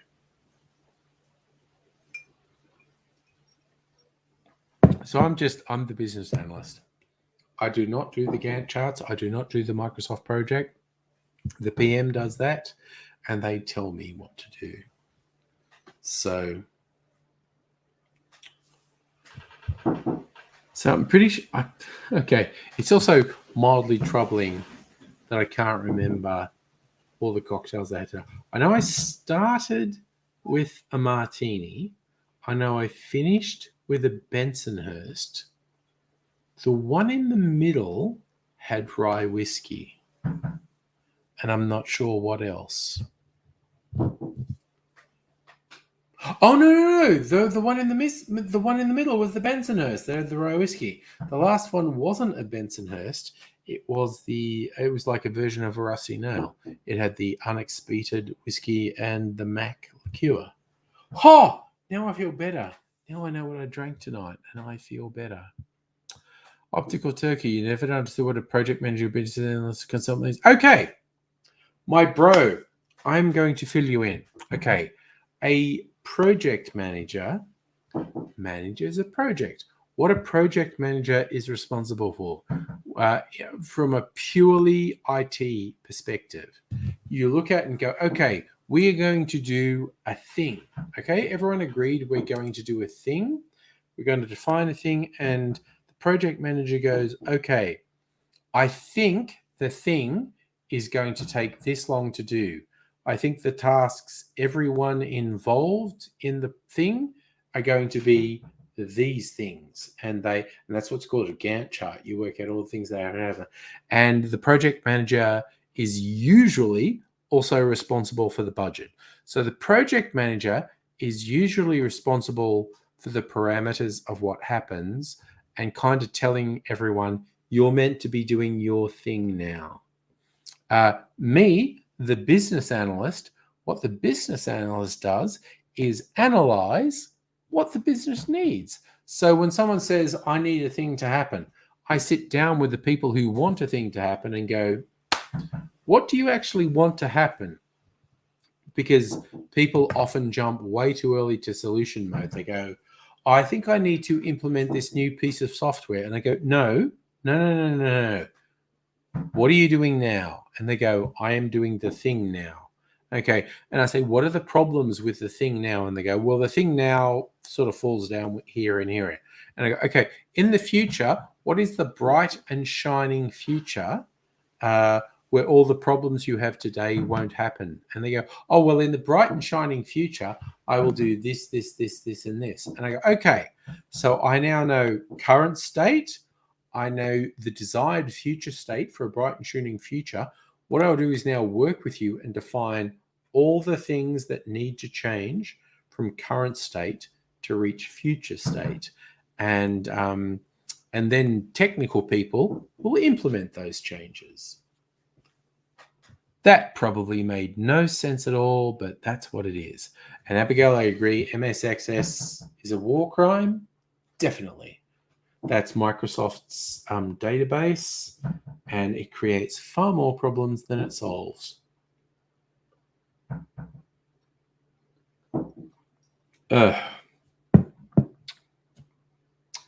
Yes, Optical Turkey. I'm the problem solver. The project manager is the person who tries to define all the things that will happen, what everyone's job is along the way, and what the budget is for the whole thing. Me, I don't have to worry about budget and shit. Someone just says to me, I want the thing to happen. So then I go, okay, I talk to people on the business side and I go, okay, what's the current state? What are you doing now? And they go, we're doing this. Okay, we now clearly understand we're doing this. What is the bright and shining future? What is the perfect future where you don't have any problems? And they go, oh, it's this. I want to be able to do this. And then I go, okay, what are the differences between current state and bright and shining future? And I need to describe how we move from current state to bright and shining future. That's my job. Abigail, made perfect sense to tech people. Love you guys. Don't need to talk. Oh, yeah. No. My job is to make it so tech people never have to talk to business people. I'm the translator. Because tech people and business people often don't get on. Business people are often extremely bad at accurately describing what they want technology to do. And tech people are often bad at talking to humans. So my job as the bridge, the translator in the middle, I start with the business people, the users, and say, what do you want? And then I translate that into a logical sequence where I say to the technical people, this is the logical sequence of events we want to change. And if I am logical enough, the technical people go, I understand the logical sequence of events you want me to change. And they do that. But I'm the buffer between the business and the technical side. I'm the translator. That's how I summarize what a business analyst is. I'm the translator. I sit between the business and the technical people. Micro, you're going to go out on a limb and say project manager. Literally, dude, people say, what is the project manager? What does a business analyst do? A project manager manages the project. A business analyst analyzes the business. That is literally what we do. Safo, it's a miracle you can talk to humans. I'd say I can talk to normal people. I can talk to technical people. Okay, Abigail, fair call, slight insult that you're bad at talking to humans as if business people are humans. Yes, I semi-regularly have a very poor opinion of business people. But again, as I said, I'm in the middle. I'm the translator. I'm the bridge between people who just say airy-fairy shit about what they want and people who want very structured, sequential, logical instructions. Obstacle Turkey, you work in biology. Nice. Doing computational work. Large part of your work is translating what the biologists want into a software pipeline. Asks and answers the question. Nice. Michael, you like the end? Yes, the end of Abigail's sentence, as if business people are humans. Yeah. So, Optical Joker, you're a biologist too, but you're a computer. Yeah. See, I'm the hybrid. I am, I understand the business side, and I understand the structure of the technology side. I'm not a programmer. I'm not an engineer. I cannot implement changes to systems, but I understand the logical structures of systems. So that's why I'm the translator between the non-technical business people who say weird, airy-fairy, imprecise shit about what they want, and the technical people who just want clear, logical, sequential instructions of what they should do. I translate one to the other, basically, and apparently reasonably good at it. So I know my current boss really likes me. I started off 6 months and I'm moving up to 2.5 years. So 6 months and the boss wants me to stay permanently. They're trying to create a permanent role for me because I've done good work. So, yeah. So my imposter syndrome gets in the way occasionally.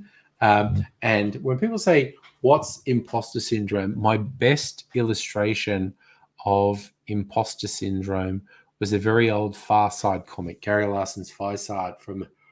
Sorry, you got to do it. Far Side from the 90s. There's one thing where it's an alleyway where there's all these bums sitting in an alley, and there's a cockroach. There's a human-sized cockroach sitting with the bums in the alley. And the cockroach is going, yeah, I had the whole thing. I was the CEO. I was the top of Wall Street. Everything was brilliant. And then one day someone went, hey, he's just a big bug. That's imposter syndrome. Like, I am actually very good at my job, but I spend approximately half my work days paranoid that someone is suddenly going to point at me and go, oh, he's just a big bug. It's just no matter imposter syndrome is no matter how much positive reinforcement you get, no matter how much you continue to succeed at your job, you think someone is going to reveal you to be a fraud. It's ridiculous. Celtic, will I color my hair again? The only thing that would make me color my hair, again, this is my current thoughts today, which could change. The only thing that would make me color my hair again is if I had to go back out into the job market, because people are ageist, even if subconsciously. If I had to go back out into the job market, I would probably color my hair a light brown, because that makes me look 10 or 15 years younger. Micro, off to work. Have a good workday, brew. Optical, you have imposter syndrome. Chris, imposter syndrome, you feel like someone's going to come and say, nice try, you can't do it. Yes, see, Chris has him. I think rational people have imposter syndrome. I think the only people who don't have imposter syndrome are actually incredibly inadequate people who have massively inflated egos. No, Celtic, so far as I know, nobody in my current workplace knows about any of the stuff I do on YouTube. It's been a while since anyone I worked with has known about my YouTube stuff. So, and as I've said on various other live streams, I have had a couple of very funny episodes. And I'm like, and this is like going back to my heyday on YouTube 10, 15 years ago, when I actually had quite an audience on YouTube. People who I was working with occasionally going, holy shit, I just saw your shit on YouTube. Oh, dude, fucking hell. That hasn't happened for like 10 or 15 years. So, and isn't that again, the whole thing with theme of today's stream is time has no meaning. 10 years and 15 years is very different. But it's, I don't know. Chris, how can I accept the world and be fine? Oh, yeah, no, the world fucking sucks, dude. The world fucking sucks. Abigail, how do I deal with corporate jargon, words? Okay. Weirdly, last 2 and a bit years, I've been in the public service. Way less of that weasel words, corporate speak, neologisms and whatnot. How I've dealt with it in private sector over the years is somewhere on the spectrum of ignore it or actually kind of call someone out and say, what does that actually mean? And they go, blah, blah, blah. No. And I said, no, don't use any jargon. Explain to me what you mean. And that's where you that's where you sort the sheep from the goats. If someone can't actually explain their jargon, they're full of shit. Celtic, I don't really want to know. I don't really want people I work with to know about my YouTube channel. If I wanted them to know, I'd tell them.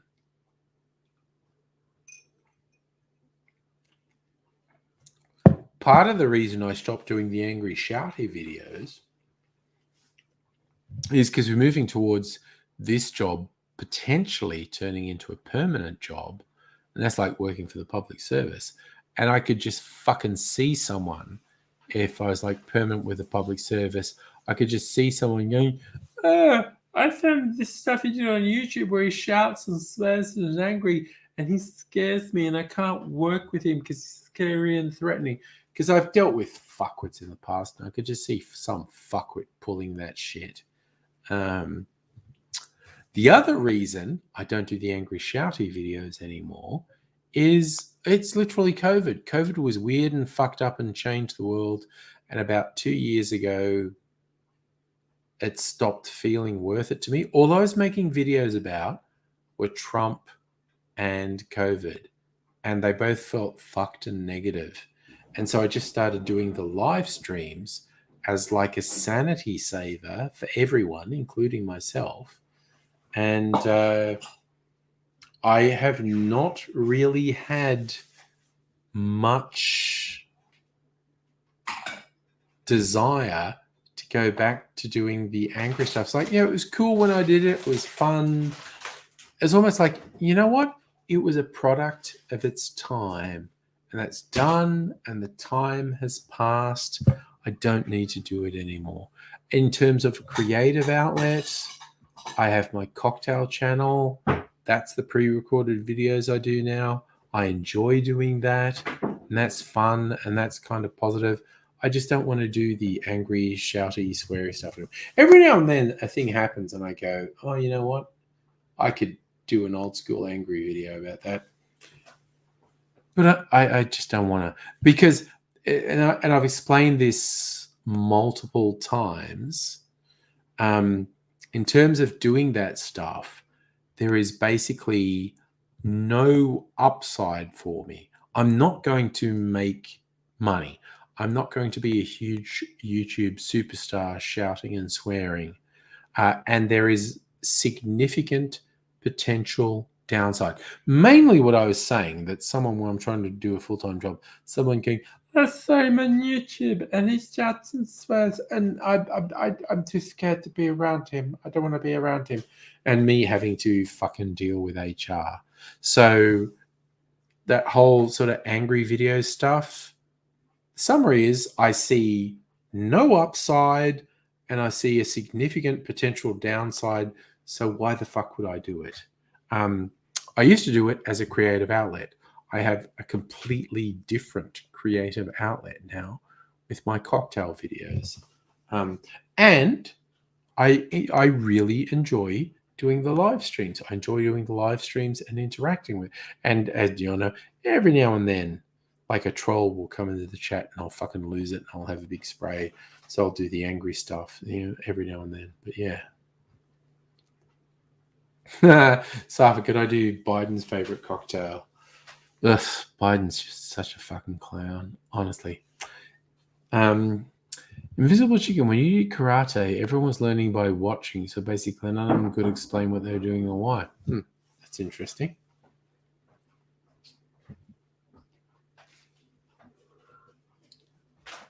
Anyway, it's coming up on 10 o'clock. So I'm going to round this off. Having managed to get myself about 3/4 Tim Smith on a Tuesday night. 3 cocktails. And I think all three of them were reasonably strong, honestly. I you know what? At some point, I don't know if you can actually buy breathalyzer units. I would love to have a breathalyzer unit. So periodically on the live streams, I could sort of go and look at like, oh my God. Because what was Tim Smith's supposed reading when he fucking crashed into that fence in the house? It's like 0.13, which is a lot of alcohol. 0.05 is 3 standard drinks in an hour. So to get to 0.13, this is what someone need to ask him, well, how many hours were you at your friend's place? 0.13 is, if you were to get to 0.13 in an hour, that is about 8 or 9 standard drinks in an hour. So over these 2 hours, I probably had that many over 2 hours, I probably had 8 or 9 standard drinks. So that's why I say I'm probably about 3/4 Tim Smith at the moment. So the big question of the night where he fucking crashed was how many hours had been drinking at a friend's place. And his whole thing, I thought it was okay, is like, get fucked, you sociopathic, irresponsible piece of shit. Anyone who's going to blow 0.13 can fucking feel it. You you're drunk. Again, he's just an irresponsible sociopathic piece of shit who decided to drive home while he was paralytic and fucking crashed into a fence.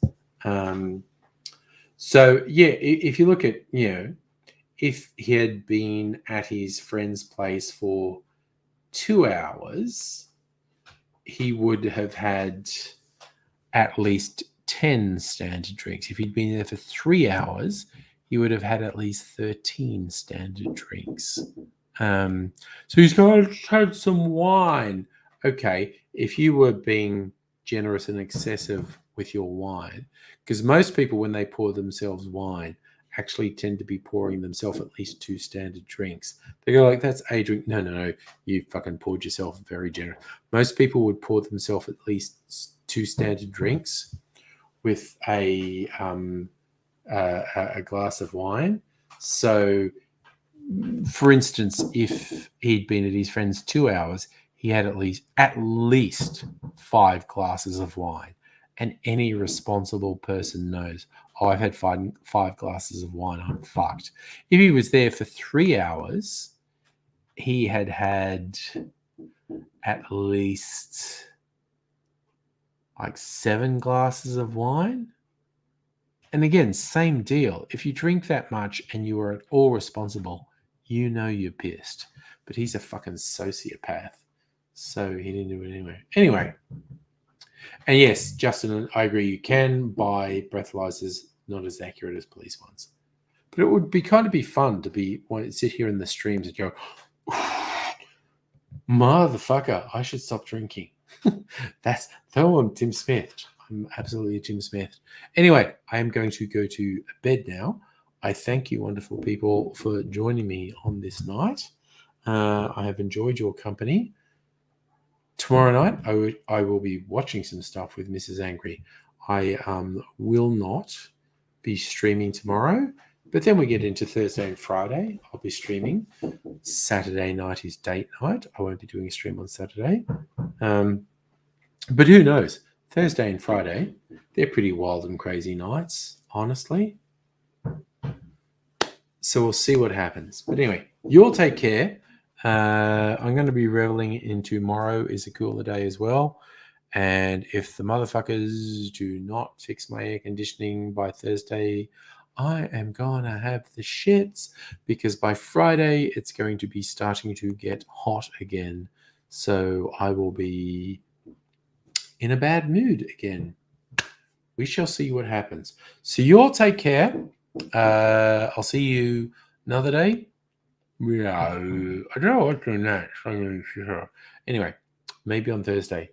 But stay cool, whatever you do. I'll see you another day and say bye for now.